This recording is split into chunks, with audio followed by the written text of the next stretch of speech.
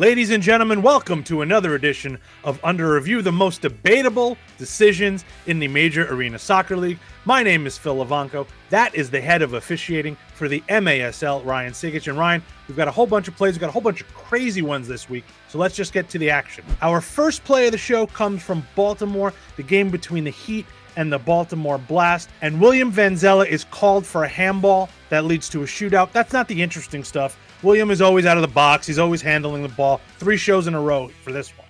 What's interesting here is on the shootout and the play that happens while the shootout is occurring. Ryan, why don't you explain what we're looking at here? Well, Phil, we continue to see these extremely rare and unique situations, that I couldn't even make up if I tried to.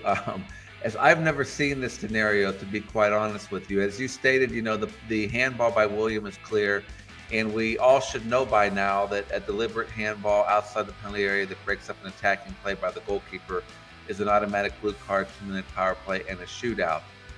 So now we go to the shootout being taken there by Dominic Francis. And just as he gets his shot off, there is a reckless tackle by Jamie Thomas. So the challenge there is late. The ball's gone. It's from behind. It's dangerous. So Pat Healy uses his coach's challenge to say this is a reckless tackle by Thomas and should be another blue card power play. I'm going to stop you right there for a second.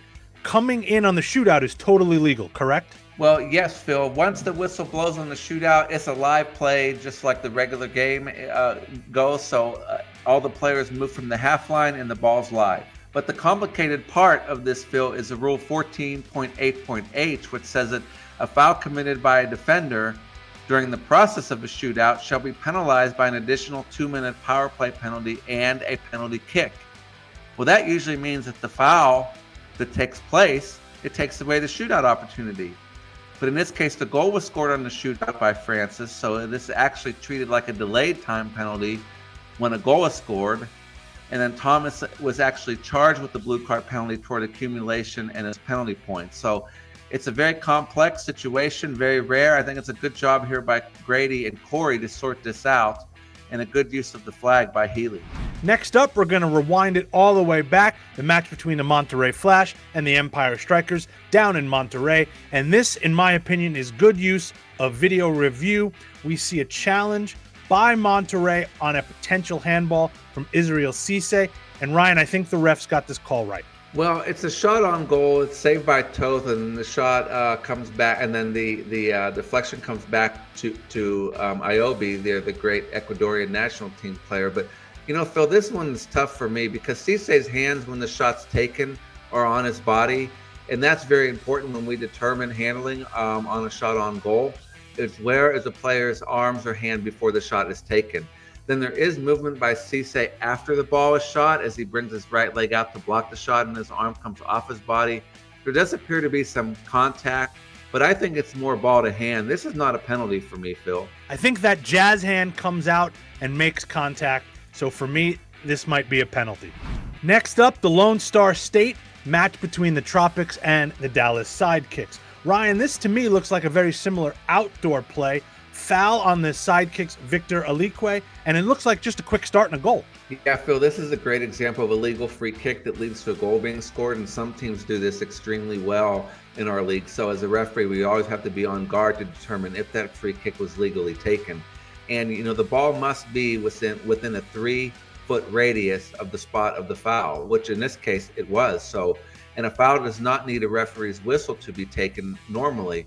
There's no involvement here by the referee, who's Austin Saney. I think he does a great job monitoring first rather than stepping in and placing the ball or distracting the defender. So this is a good goal. What do they teach you in AYSO? Play to the whistle. To end the show, we've got 2 mass confrontations. First one up from the St. Louis, Kansas City game late in the 4th quarter. Leo Gibson, obviously a Chiefs fan. Pablo Nascimento, clearly rooting for the Eagles. Ryan, why don't you explain what's going on here? Well, there's a lot going on here. I mean, the ball is free, and Paulo steps over the opponent there and ends up standing over top of him trying to get the ball. I think that's what kind of creates a lot of this. And then, Paulo then kind of falls on him, which Leo takes exception to and makes contact twice with Paulo's head, I think trying to get him off of the Kansas City player there that's on the ground. And we had one earlier in the year where I had said if there's no justifiable reason for a player to ever contact an opponent in the head when not challenging for the ball, and unfortunately that's what happens here with Leo, although there's not a lot of force, but I just can't see how this one is not a penalty on Leo. It's not violent conduct, but it should have been at least a blue card for contact to Paulo's head. And on one play, what happened in Kansas City. On the other side of the coin, we have what happened in Empire last night. A coming together of two heated rivals. Ryan, again, why don't you take us through this one? Yeah, Phil, just a lot going on here. A lot of players involved too. You can see there, Costa takes a forearm from Circe Cerda. I don't see this as quite enough for violent conduct, red card. However, if one was given, I think it would be supported by the league. But Cerda, he doesn't swing the elbow. It's more of a forearm into Cerda, but there is some definite force to it. I think it's definitely a major 7-minute penalty. So now we have Costa that's on the ground, and for some reason, Brandon Escoto comes and tries to help him up, which he doesn't really need to be doing. That just escalates things. And then Costa pushes him back or pushes him away. I think justifiably so there. So a lot going on. Empire coach Jimmy Nordberg then challenges to get a penalty against Brandon Escoto of San Diego. And, I'll tell you, Phil, I think Escoto should have been given a blue card for unsportsmanlike conduct during the dead ball for escalating this whole thing.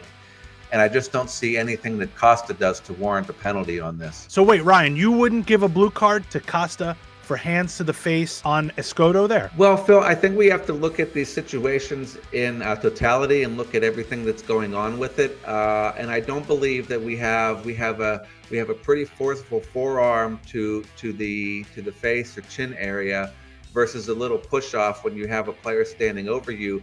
I mean, those to me are not equal. So I don't really see that as justifying worth a penalty to even this up to make it a 4-on-4. And that's it for this episode of Under Review. Ryan, we've got the big game this week. I'm going to ask you for your prediction. Oh, Phil, you're asking me this. I'm going to upset someone here because I have several referees that are diehard Chiefs fans and others that are diehard Eagles fans. So I don't know. No, you get off the fence. Get off the fence. I mean, look, Jalen Hurts is good, but I mean, Mahomes has been great in the postseason, and Andy Reid's been there. Eagles' run defense is so bad, so I like the Chiefs, I think, but I just want to see a great game. I'm going to root for Rihanna. We'll see you next time.